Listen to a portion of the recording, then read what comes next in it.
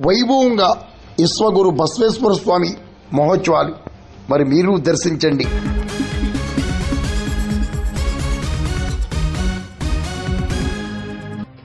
కాకినాడ జిల్లా పెద్దాపురం మండలం జి రాగంపేటలో విశ్వగురు బసవేశ్వర స్వామి ఆరాధన ఉత్సవాలు అంగరంగ వైభవంగా జరిగాయి.